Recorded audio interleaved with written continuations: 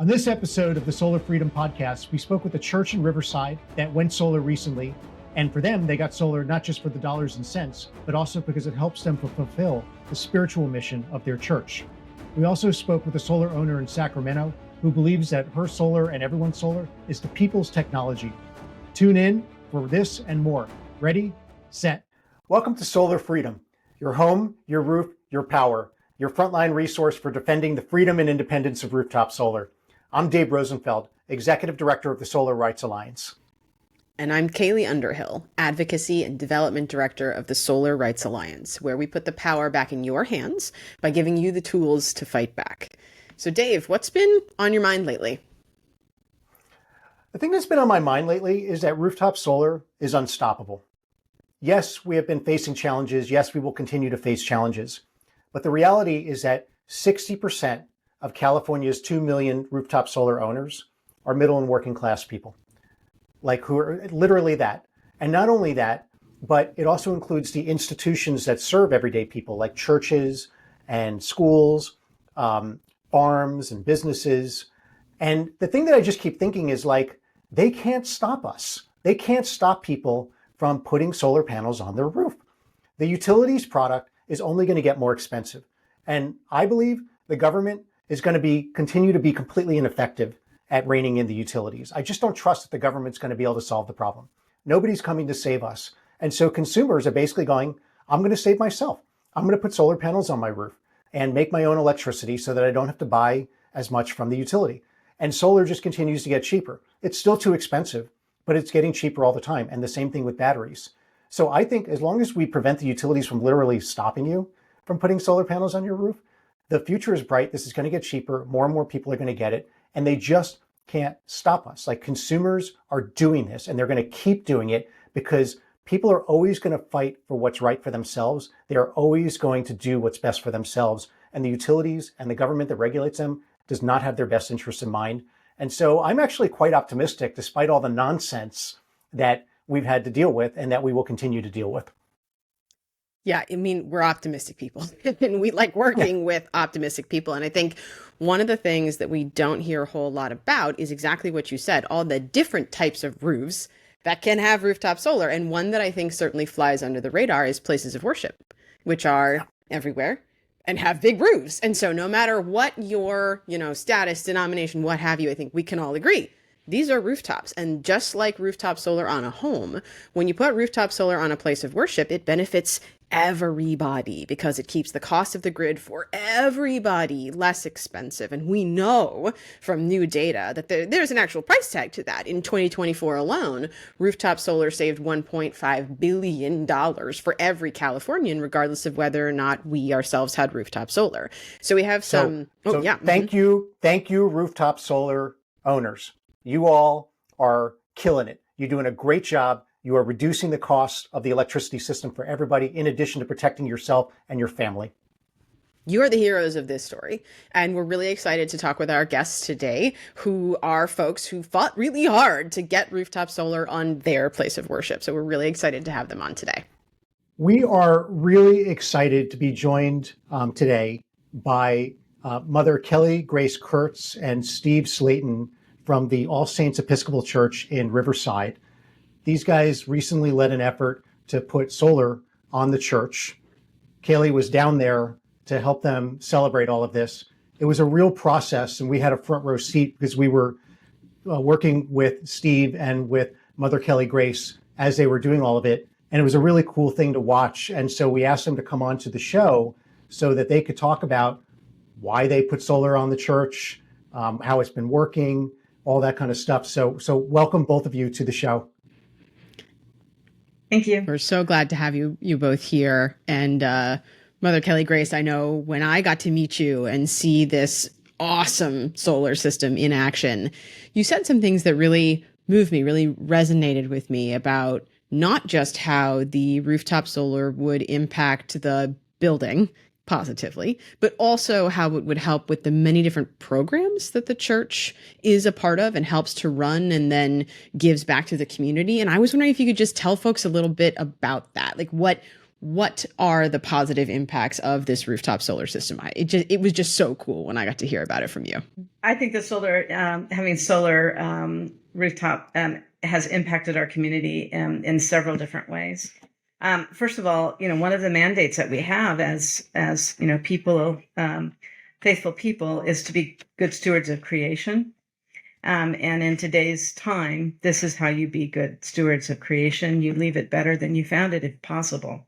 And so it's we're able to operationalize what we've been taught since we were in Sunday school, that we are to be careful with what God has given us. So this, we also, by having solar, we immediately free up our regular revenue and expenditure flow for other ministries. So we typically have a very large electric bill. You can imagine it's a large plant. And so we normally have a very large electrical bill. And sometimes we don't turn on all the lights we should and such. But having solar allows us to use that money that we would have been paying an electric bill for to do mission and ministry. And it's just right now come to pass, as our food share ministry is struggling or very mindful of the increased need right now for food. We know that instead of having a $3,000 electric bill this month, we've raised $3,500 to feed the hungry. And then finally, we were mindful, especially under Steve's leadership, to build this structure, the system as big as our municipal utility company would allow, so that on any given day, when we have pulled the energy that we need for our operations, the extra that is pulled goes onto the grid. And our neighbors are getting not free, but renewable clean energy, whether they know it or not. For me, that's the height right now of loving your neighbor, is to provide something they might not even know that they need without counting that cost, without them even knowing. So we are participating in providing clean, renewable energy to our neighbors. We are freeing up our electric bill for vitally needed mission and ministry. And we are doing what God has commanded us, which is to steward creation and to care for it and to preserve that which can be preserved. And I was really struck too that as you were sort of walking me through the different areas of the church, correct me if I'm wrong, but it sounded like there was also a kitchen that is now powered by the solar, and there was another program for, I think it was foster youth, you were saying? Like, So for folks who might not be familiar, like, what is this electricity powering? Because when you were describing it to me, I was like, that's pretty incredible. It's really cool. It's really cool. So our kitchen had this behemoth of cast iron stove oven thing that every single church kitchen in the galaxy has, right? I think the church women in the early 1950s all got together and we're going to get this right. And this is the thing. It's the thing, right? I had a professor in seminary who said, if you want to know the health of the congregation, go to coffee hour.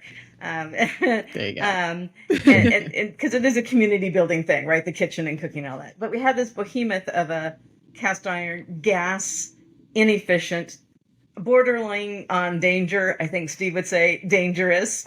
So part of this project was to electrify the kitchen. So we got rid of that stove. Steve actually tore it apart so it couldn't be used by somebody else. We capped off the gas. We put in 220. Yeah. We're serious about this. All right. So we capped off the gas. We put in a couple of 220 outlets. We partnered with a larger electrical company who actually gave us some electrical appliances and taught us about doing that. So our kitchen now is 100% electrified. And then on top of that, the electricity it uses comes from the sun. So we have an early childhood development center here on campus who provides 2 healthy meals 5 days a week for the children of families who are living at or below the poverty line. And the son's providing the energy needed to cook those meals, which is so cool. Wow. So cool. Yeah. Wow. Yeah. So you're saying the power of the sun is literally feeding hungry kids. True. That's incredible. Yeah, that's S-U-N, that's and S-U-N, and in my tradition, S-O-N. So it's working good. There you go. Yeah. Wow, Yeah. that is amazing. That's incredible. And it's also my understanding that you all were very specific about how you wanted this solar system to be constructed. There were some very particular things you had in mind. And of course, I have seen this with my own two eyeballs, so I know what it looks like. But I wonder if you'd be willing to paint a picture for our listeners of this solar system and what you had in mind and the kinds of decisions that you had to make when you were trying to construct this awesome thing. I think that was the biggest project that we had, was to convey to our contractors and to whoever would listen, that this campus, people come onto faith community campuses expecting to feel like they've been pulled up a little bit higher, right? That they can see better the glory of God. And our campus is particularly good at that. The church itself was built in 1948 by people who had survived World War II and wanted something that would be beautiful and that would glorify God and that would be welcoming for people to come onto campus. And those who have come before us have done an excellent job of tending to all of that. In the process of figuring out what to do, we discovered that it's even a part of the cultural heritage designation for the city. And so they had requirements. Anything that we did needed to match the architectural and feel of the ground. So what we have now looks like it's always been there. It is a continuation of the rest of the property. Right down to these castle-like doors that our contractor built, which are so cool.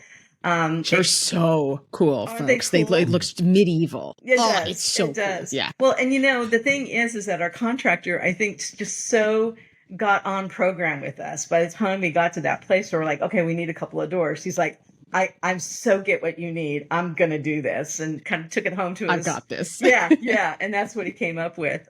It covers part of our labyrinth, and so it provides shade for the labyrinth.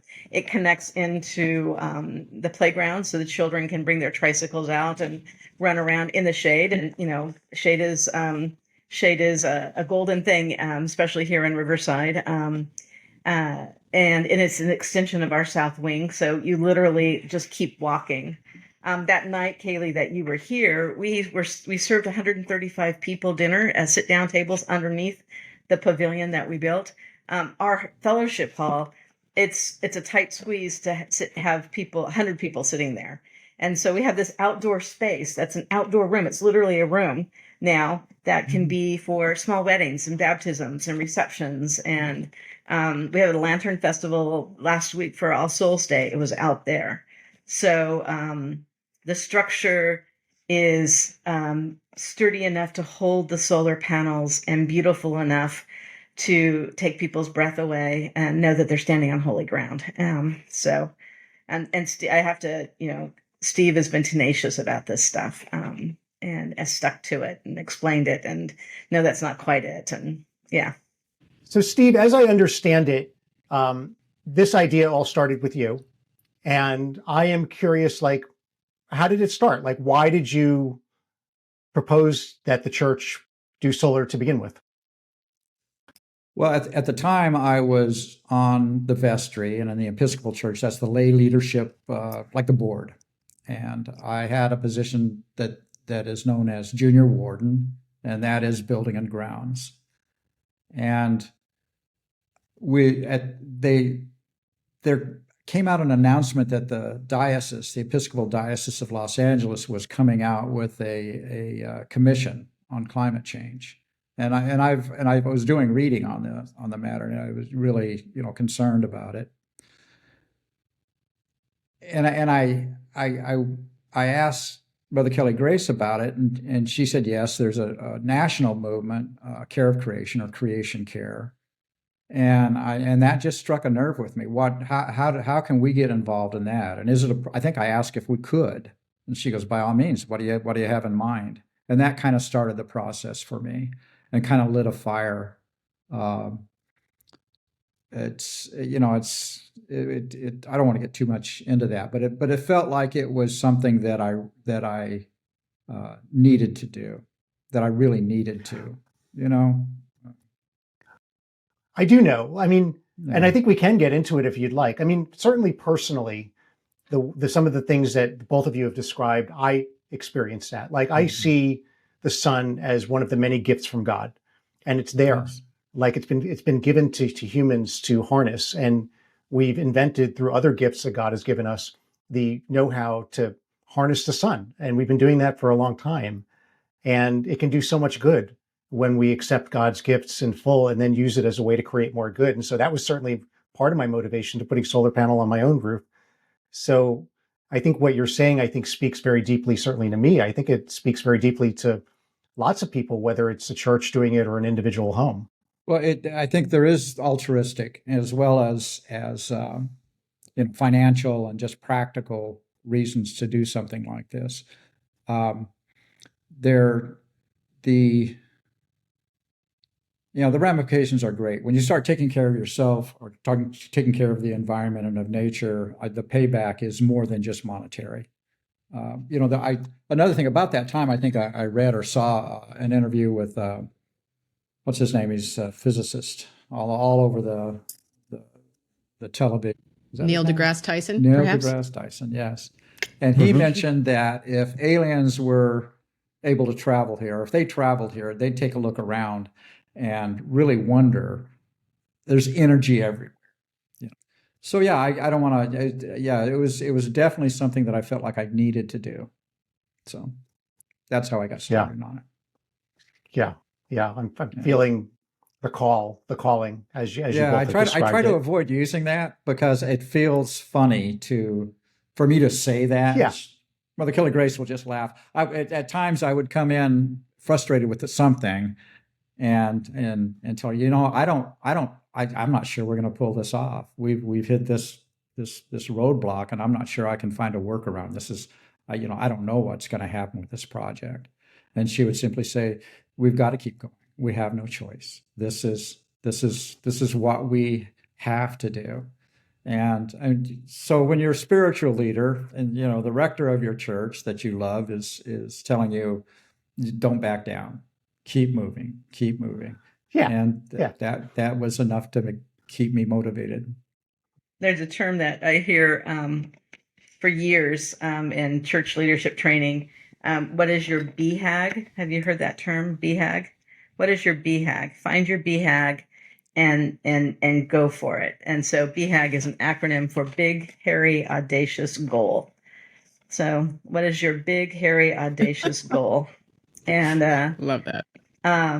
This solar pavilion has most definitely been, for both Steve and I on a personal level, for our congregation and for this community, the epitome of a BHAG. It's been a big, hairy, audacious goal. And it's given us all a sense of we can make a difference. We can do this. We can build this and it adds to our community. It makes us credible, right? When we say that we're stewards of creation, it makes us credible. When we say, no, we're serious. We're serious about not spending money on a big electric bill when there are hungry people or unhoused people or people who need counseling or whatever. We're serious about that. I think that lends a lot of credibility to why we're here, why people should know that we're here. And if I could just pick up on that a little bit, I mean, there is such broad agreement that rooftop solar is a good thing, that it not only benefits the roofs that are right there collecting it. You're putting a bucket on your roof to collect sunshine. It is a good thing. It helps those structures, it helps those individuals, and then it helps the broader community. And yet, I think you both and everyone listening to this is very aware that there has been great pushback in the legislature, and especially from the governor and the monopoly utilities, against rooftop solar, largely, of course, to protect the monopoly utility profits and the poles and wires that they want to build because it gets them all that money. So I'm just curious, if you had some of these state lawmakers, maybe even some of the utilities here in the room, what would you want to say to those? individuals or entities. I know what I would say, or what I would Steve's ask. practicing. He's good. Take it All right, away, Steve, the floor is yours. Okay. Well, a couple of things. I've always had some time to think about this, but I would ask them to reconfigure or reform how the Public Utilities Commission the members are selected, so that it was more egalitarian, so that the people had a voice, the voters had a voice, and what is considered for changes in regulations or the direction that we should go. We're talking about public utilities. For all the reasons you just said, it's politicized. There's a lot of money involved. I understand that unions are generally a good thing. You want livable wages. I know the people that work for the big energy providers are making a good living, and that's all good. You don't want to take that away from them. But at the same time, when you look long term at the way the whole grid operates, there's many problems with it. And so I think if we could get a better mix on the Public Utilities Commission, I'm not saying lock out the big companies, because they need representation too, but we need a voice there. We need some say in what these regulations are. I think the second thing I would do, I'm rereading a book now. It's The Grid by Gretchen Bakey, I believe. I think it was first published in 2017. A great read to learn about the history of the grid, how it developed, why we are where we are now. And also it points out that, it's archaic and it's inflexible, and there are better ways to do things. So I would encourage the lawmakers to read that book and give us some serious thought, and think in terms of how we can do this better. We'll put that book in the show notes so that people can grab onto that. So one question, this is for both of you. I think a lot of our listeners, and certainly listeners who are affiliated with houses of worship in other parts of California, I think would want to know, just what advice would you have for congregants and clergy of other houses of worship that don't have solar but might be interested in doing it?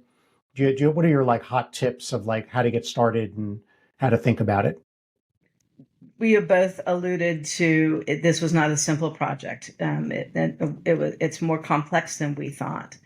And so having someone or small team who are deeply committed to the project is essential, because it's not just a one and done.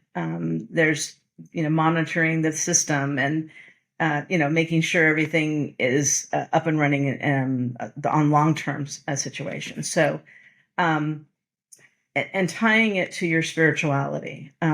If it's just the latest fad, people are going to burn out and walk away pretty fast.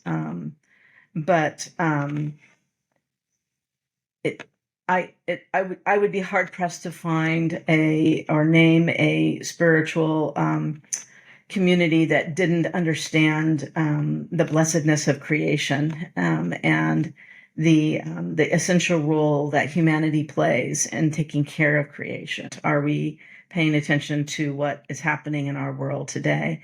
And those are religious, spiritual, theological underpinnings that should be talked about frequently. From the pulpit, in formation class, at coffee hour. Otherwise, it would be an impossible role. But this is an extension of who God is calling us to be. So that would be my. I would agree with all of that, and I would note that the congregation as a whole here was solidly behind this. And I remember early on, Mother Kelly Grace says, this can't be a Kelly Grace and Steve Slaten thing. This has got to involve, our leadership team, the vestry. It's got to involve the congregation. And she took great care. And I watched her do this, expertly do this, where she shepherded this through the congregation and kept it in the forefront. So it has to be. It doesn't have to be, but it is better. It is a lesson in spirituality, and it can carry out side of the church into your homes and the interactions that you have with other people. This type of attitude towards creation, attitude towards caring for it. I would, as far as recommendations for other faith communities that want to do something like this, I would kind of offer the following: be very careful of power purchase agreements, because there are some instances where it's absolutely necessary. The only way you're going to get it done is that. But what you need to realize is when you do that, you're swapping one bill for another, and the savings.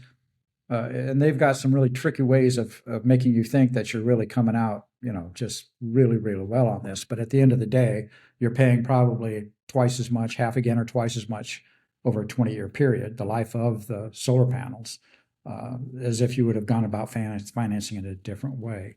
There are ways that you can do capital campaigns to raise the money.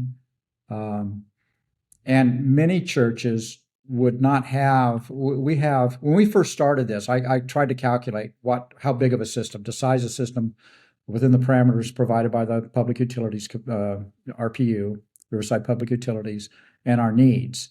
And when I first started to when we built it, the campus became so much more active. We were coming out of COVID. We were trying to, reestablish some programming. And so we've got a childcare facility that takes up a big space on our campus, and they're operating, 8 to 10 hours a day, 5 days a week. And we electrified our kitchen, and previous to their actually kind of leasing the kitchen from us, to pay for the space to use it and use the equipment, it was used 3 or 4 times a year by the congregation. Now it's used daily, which is a good thing. But all of this added to the overall energy usage that we use. So we had to constantly kind of recalculate how much can we get and how much can we put on this pavilion given the size limitations of the pavilion, and what will that do to our electric bill? So I think sizing the system is important. Capital campaigns, I wasn't an expert in them, but one thing that we did do that really, really helped was we had a handful of families that we said, hey, can you help us out? And we're not asking you to donate. Although we did ask for donations, we're saying, can you give us a no interest loan? And so we'll take that money, we'll plow it into this, and when it's done, we're going to pay you back, a little at a time. And part of the money that we're saving is going to go to pay off the folks that gave us money to build the thing in the first place. I'm also, the Episcopal Diocese of Los Angeles has the commission, the Bishop's Commission on Climate Change, and I've been a member of that commission for a while. And one thing that we did do was we put together a little pamphlet, it's like a checklist almost, or sometimes a narrative explanation of the things you want to look for if you're considering solar. Think about these things, relatively simple things that people don't think about. Do you have adequate access to the sun? Do you have the right orientation? Do you have problems like we had with the historic designation and the sensitive or the very fragile tile roofs, and and how to size it, how to get a rough idea, how to deal with contractors, which kind of contractors to deal with. Generally, you want somebody that specializes in commercial properties, because although we're a nonprofit, this is a commercial property. So, and the size, how much you actually need is very, very important. You don't want to undersize it because you're going to lose out, and you want to get as much as you can possibly get out of it. So there is a if somebody wants that, just to try to start the conversation with their faith community, or just for general background information, we can make that available to you, and you can send it off, or it can be it is digital format. If it's helpful, we would offer it, absolutely. But it's got to be a whole organization effort. It really should be, and the result of that is the congregation walks away with a feeling when this is done, the people are just, they are so pleased. They are like, look what we did. we are an example for other faith communities in this area. So, yeah, that's what I would say to people who are considering this. Don't let the task feel so daunting that you lose the ability to be creative. And as Steve said, small things add up. Right now, we have what we call our South Wing, which is used by one person 5 days a week, and then the choir 1 day a week, and then of course on Sundays, right? And so every time we have to use the heater or the air conditioner, it's the whole South Wing that gets the AC. And so we're looking at putting in splitters in all the rooms. And so whatever room you're in, you can cool or heat that room without having to cool or heat the entire building. Like I told Steve, having the conversation. Exactly. Because we truly don't have a choice. We truly don't have a choice but to address this head on. Imagine literally leaving the world better off at the end of your life because of your actions. Yeah. That's not a hyperbole that's our statement. goal, right? Yeah. That is the goal. Right. That is the purpose. What if and how can we is the way. What if, how can we, and let's go. And let's go. That's right. Yeah. Well, I want to thank you both for just being and your congregation, of course, and your community for really role modeling, as you put it, being a steward of creation.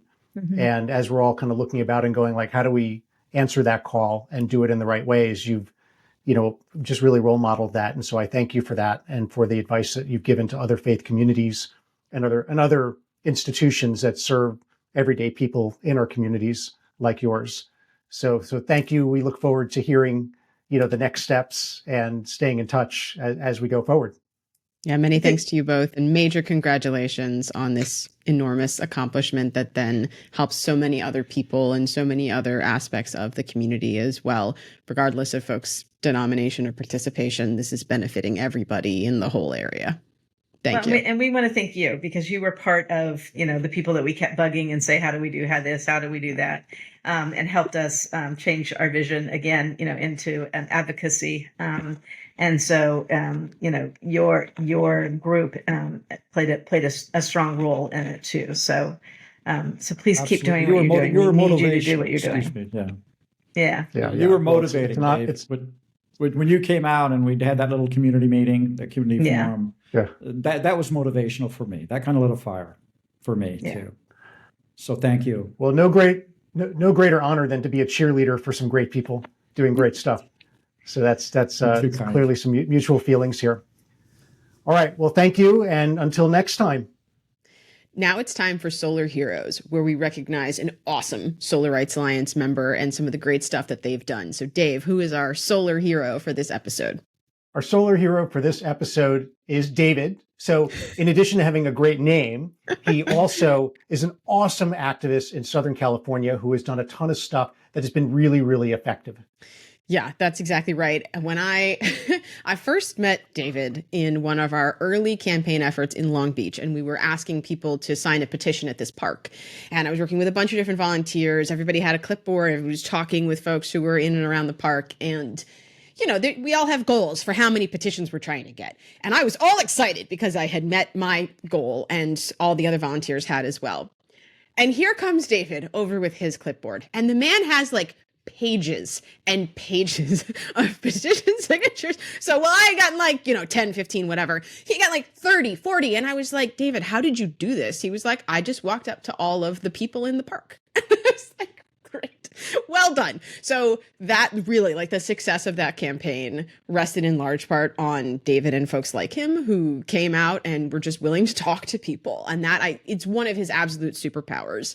And then in our next campaign, sort of in that same area, when we were trying to get cities to streamline their permitting for rooftop solar and storage, again, David was willing to just go to city council meetings and talk to city council members about this new law and the funding they could get for it. I mean, it was remarkable. So the man is like a powerhouse in and of himself. And David, you rock. We love working with you. Thank you for everything you do.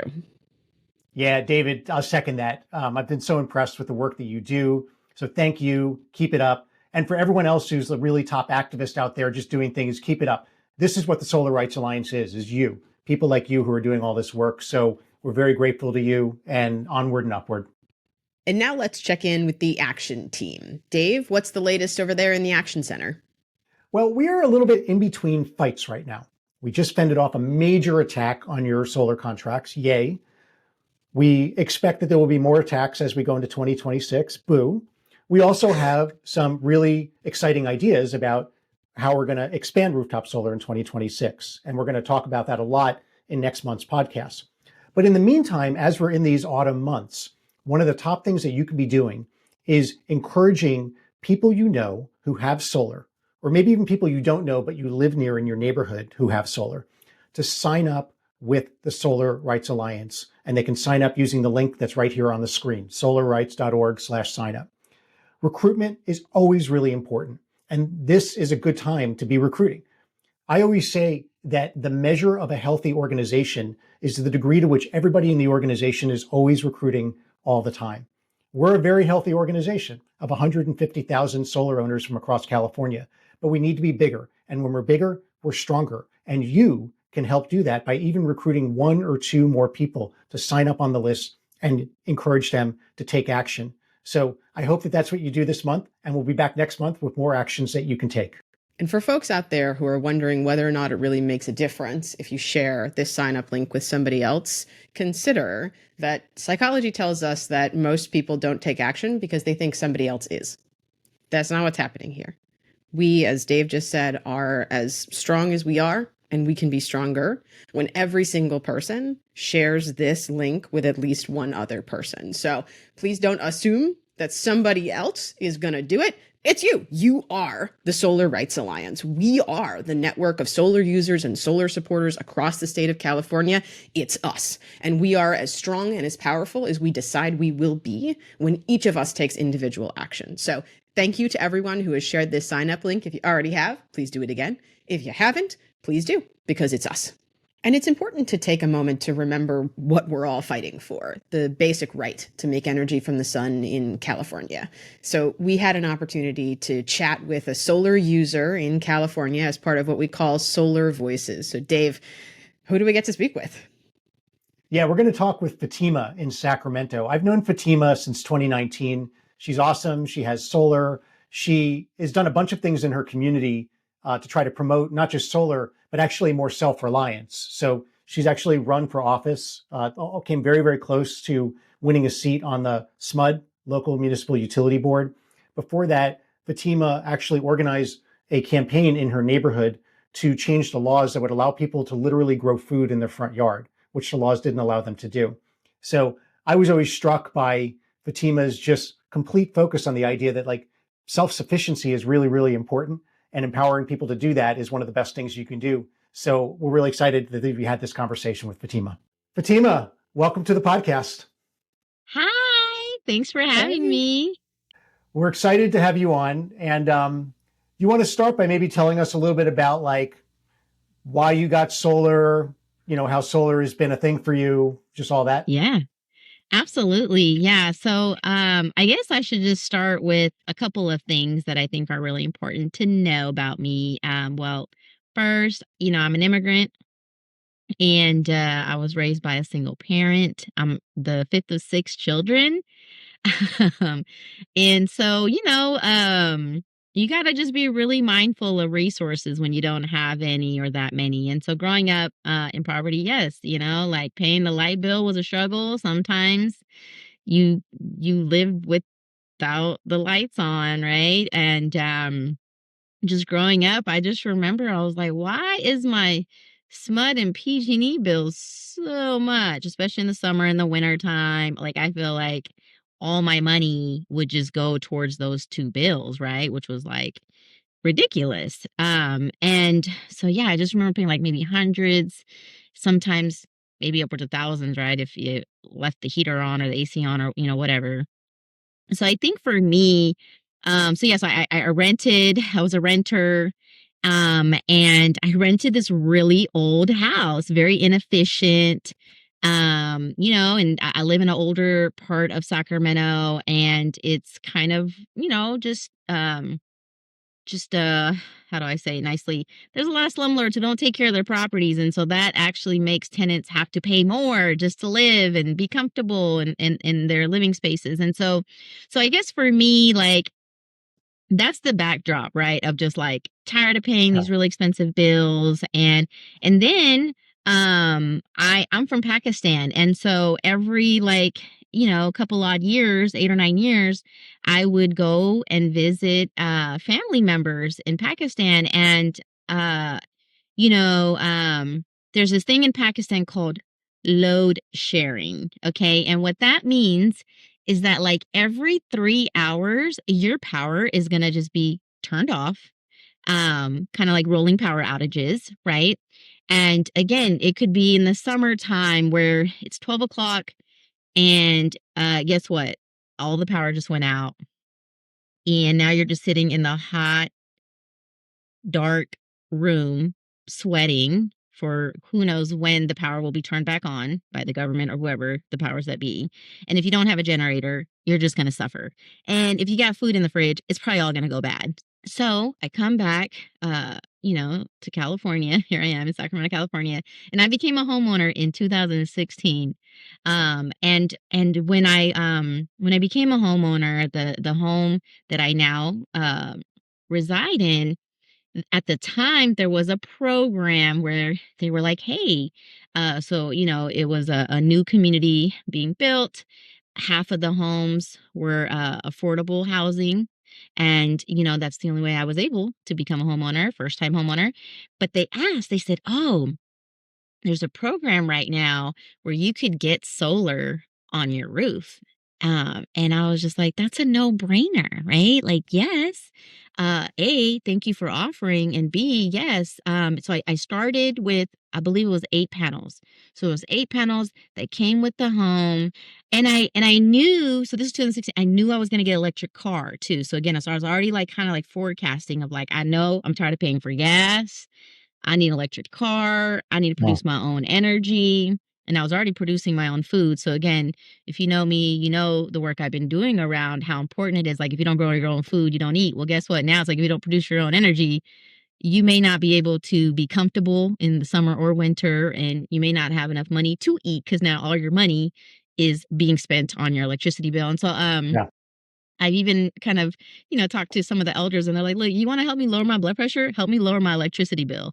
In Bermuda, there's this saying, and that all the water that falls on your house is yours. So you should collect it, because if not, you are going to have to go distances to go and get water, like clean water, potable water. And so when you start thinking about like how far are we traveling for our water, or even like our electricity, we don't even know where it comes from. How far is electricity traveling to get to me?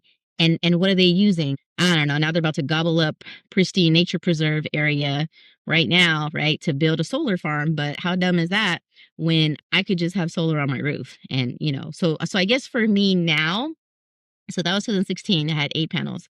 2018, I got my first electric car. I got a Nissan Leaf, and that was great. And then about, I want to say like maybe 2-3 years ago, I added 14 more panels. So now I have 22 panels. And yeah, I mean, again, I think that now my SMUD bill is very low. So again, it went from $500 a month to now maybe $500 a year, right? So when you think about Cool. it, yeah, it was an investment.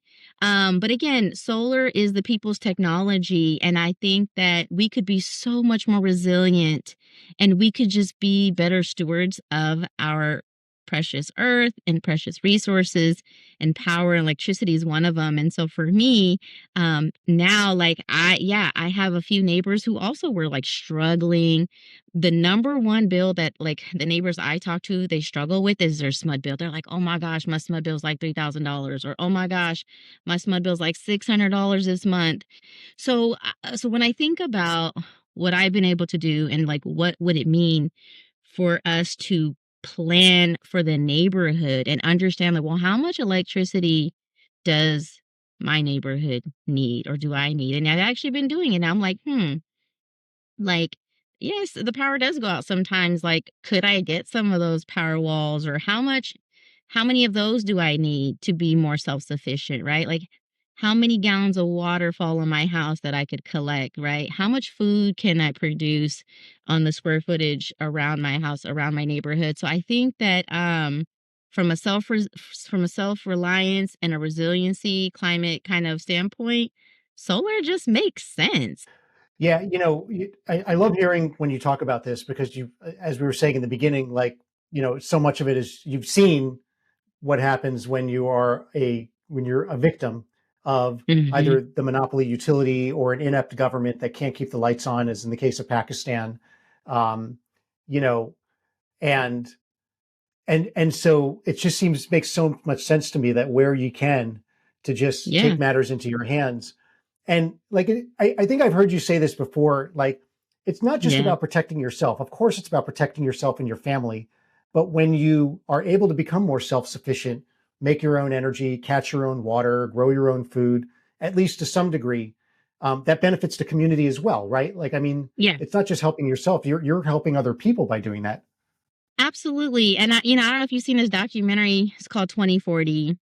And they look at Bangladesh, and in Bangladesh, they use this like microgrid model, right? Where again, the network may not support like a robust grid, but they were able to get folks energy or like virtual power plants, right? Like going into the whole concept of like, yes, what if I'm producing more energy than I need? Like, could I share that with my neighbor? And I do think that that is something that we should definitely look at advocating more for, right? Is this opportunity? Because, yeah, if I grow food and have this abundance mindset, I can share that, right, with my neighbor. And that actually has happened. So I have a lot of fruit trees, and a lot of people was like, "Oh, why do you have fruit trees in your front yard?" And the reason is because when I talk to the elders in the neighborhood, they tell me when they were kids growing up, there were fruit trees everywhere, there was food everywhere, right?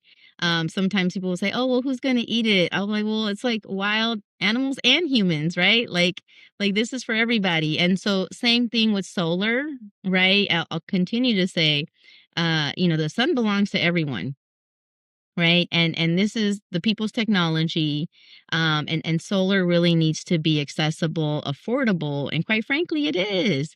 Now it's so much more affordable, and so I think it's unfortunate that we are struggling right now when it's a Yeah. no-brainer when it comes to the facts of like, yes, like solar can be a solution for so many of the issues we have if we can get um, the greed or the other kind of mentality out of it. Right. Yeah. And I just got to say, you've called it the people's technology. And that's actually the first time I've heard someone frame it exactly like that. And I love that. And your story about the fruit is reminding me of stories that we have heard on this podcast about people who have solar and a battery. The power goes down and they know that their neighbor has a young kid who has some medical needs. And so they'll throw an electrical cord over the fence and like, whatever you need, we'll plug it in. And about how Yeah. communities can support each other in those moments when rooftop solar is available. It really is the people's technology. And you're also spot on that at the same time, we have these monopoly utilities who make their money when they build their poles and wires and don't like rooftop solar, because when you put a panel on your roof, we need fewer of those things, which means the cost of the grid goes down for us, but so too are their profits reduced. So they're fighting, just as you said, just about that greed. And I just really appreciate how you framed that, because I think that they so want us to believe that something is wrong with rooftop solar. But we know, like, we just have this innate sense. This is the people's technology. This is ours, and you can't take it from us. This is a bucket I'm putting on my roof to capture the sun. Just like the bucket I would put on my roof to capture the rain. And there's no difference. And it's a good. And the plant that I would put in the ground, and the plant I would put in the ground, and it's gonna show me the abundance, right? There's an abundance. Right. And think about it. At the end of the day, what does a plant do? It's called photosynthesis. What is solar? photovoltaic. I mean, it's literally the same process Okay. where the plant takes energy from the sun and converts it into food. Well, let's take the energy from the sun and convert it into now the energy that we need to sustain our lives and our livelihoods, right? And like you said, our medical needs. I mean, um, I think about during COVID and even before COVID, a lot of the hard hit regions with the floods and the hurricanes, Puerto Rico was one of them. In a project that I did with another local nonprofit at the time, about 6, 7 years ago, Green Tech Education, we assembled solar suitcases and sent them to Puerto Rico so that people could like turn on a little light bulb, or if people are pregnant and need electricity, or they need a portable suitcase where again they could just have electricity anywhere they are, right? So I think that the more you think about, like, again, this technology is accessible, it's portable, and it could be for somebody who's pregnant or someone who just experienced a disaster, or just the everyday person maybe trying to cook something, or again do homework, go to work. Nowadays everything is online. So I feel like it's a necessity, right? It's not nice to have anymore. Like, energy is a necessity. Yeah, it's a necessity. And it's like we were talking earlier, like, I think this is unstoppable. We can't stop people from making their own energy. And like, we will, pretty soon if we have our way, you're going to be able to go into a Walmart or a Target or a Costco and be able to get solar panels that just plug into your wall. And Wow. so like, if you're a renter and you don't control your roof, you can just throw that on your balcony. If you're in a mobile home, you can just lean it against your thing. I was in love it. Zimbabwe, right? Like, how awesome would that Yeah. be? I was in Zimbabwe a year Yes. ago. We were on a family trip and we have friends over there. And when we would Yeah. drive out, like, the standard of living is so different there. But, Mhm. so the homes are much more modest, but you could tell, like, anyone that Mhm. had even just like a little bit of resources, had a solar panel or two leaning against that they Mhm. were using for cooking, Mhm. electricity, and that kind of thing. And you just go like, they can't stop the people from Mhm. capturing the sun and using it for their lives. And so I just think the challenges we're facing are real, but I am Mhm. so optimistic that we're going to break through and be able to like just deliver this technology to everybody who wants it. Yeah, I agree. I think the mandate is that. So again, I'll repeat it. The sun belongs to everyone.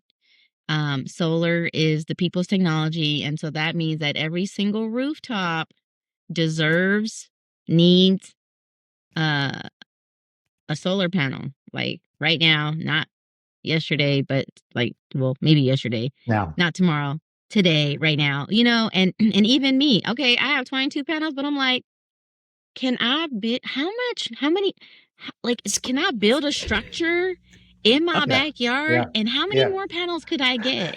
David said the I'm already, same thing. He said the same thing last week. He was like, I could just squeeze. yeah. I'm like, how many more? But no, yeah. So I think that is the exercise now, is how do we push and pull the levers and the interests that be, to protect this necessity, because the way things are looking, I mean, we just had a government shutdown for how many days? Oh my gosh. Yeah, yeah. They're not coming to save Awful. us. That's certainly not Awful. coming to save us. Awful. Like 43 days. Okay.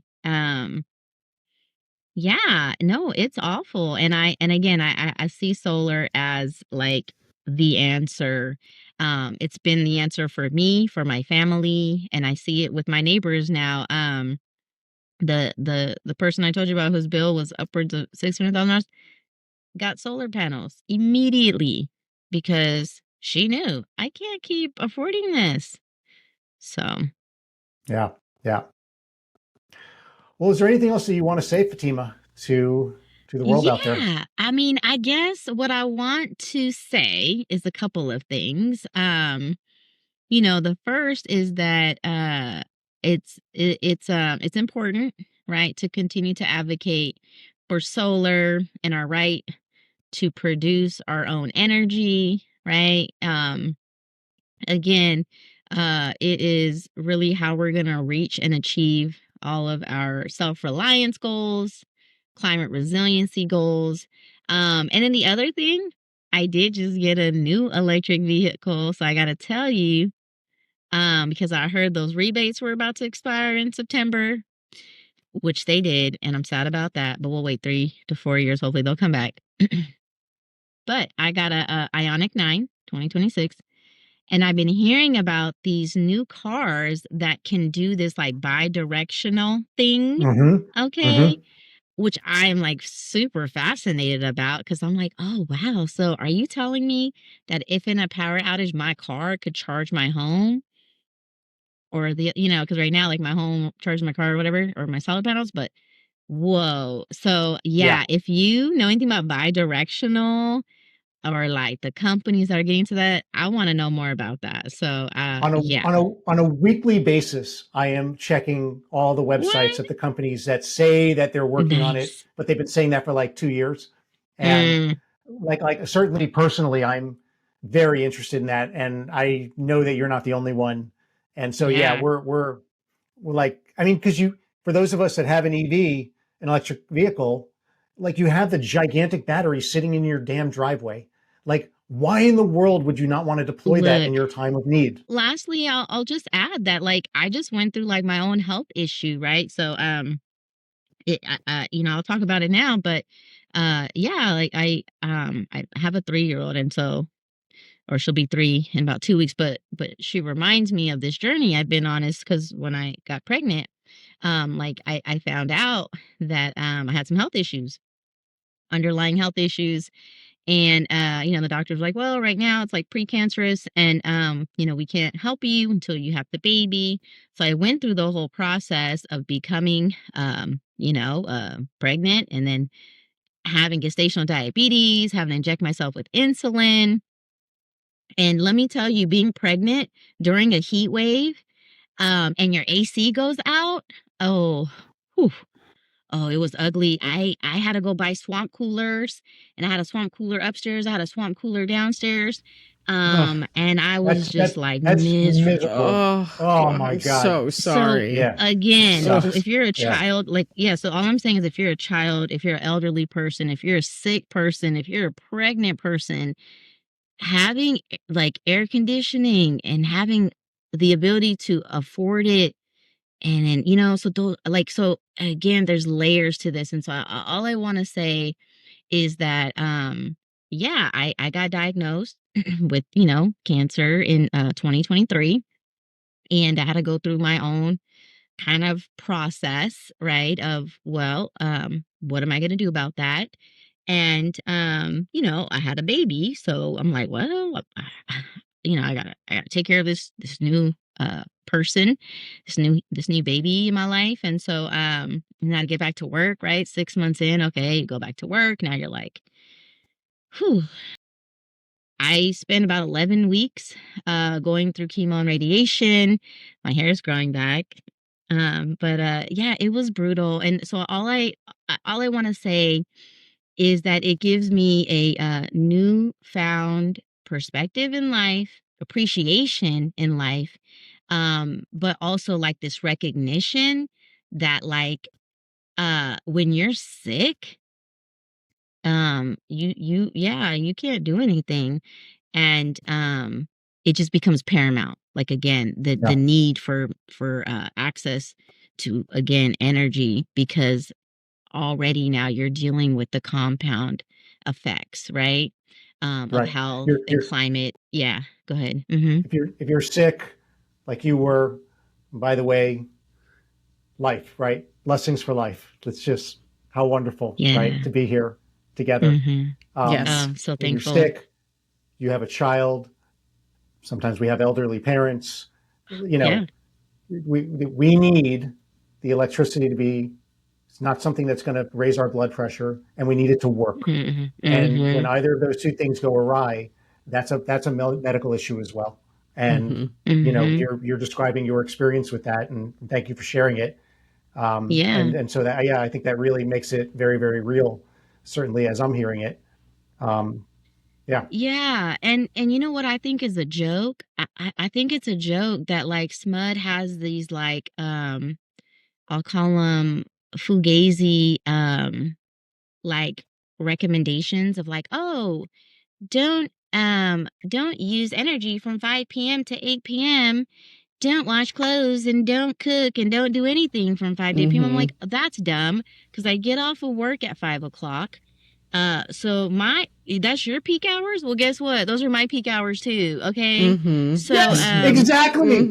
Yes. I hate time of use. Time of use is the most tone deaf. Like you could not, Look, who invented I'm sorry. time of use? This is how Someone who doesn't have a regular person life where in the evening is the only time you can do things. That's look, 5 o'clock, I'm cooking, I'm doing laundry. It's prime time, you know, TV, okay, whatever, right? And so that's dumb. Okay. Yep. The biggest sham of our lives. Talking about being tone deaf, but also talking about missing the mark on actually meeting people's needs versus trying to control what you think they need. So yeah, like solar is a no-brainer so that you can actually take control of your own needs on your own terms because I need the AC to be on right now from 5 to 8. Okay. Right. This is my time. Yeah, it's like what you said. You get to decide what your peak hours are when you have solar. Not us. Exactly.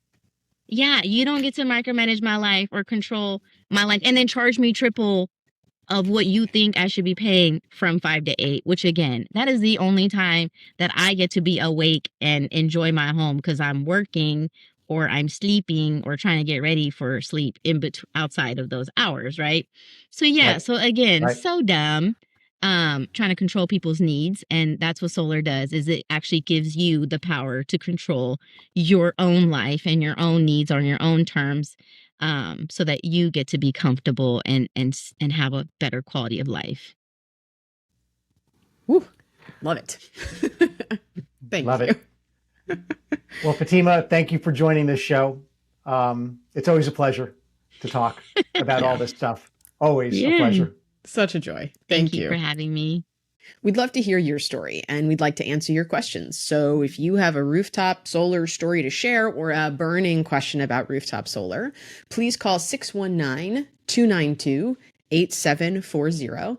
Please state that you're calling for the podcast, include your name, your phone number, and your story or question. And in our upcoming episode, we'll select some stories to play on the air and we'll answer your questions too. Thanks for joining us today. And thank you for all you do to defend the freedom and independence of rooftop solar. Thanks for tuning into Solar Freedom, where we put the power back in your hands and give you the tools to defend the freedom and independence of rooftop solar. Bye-bye.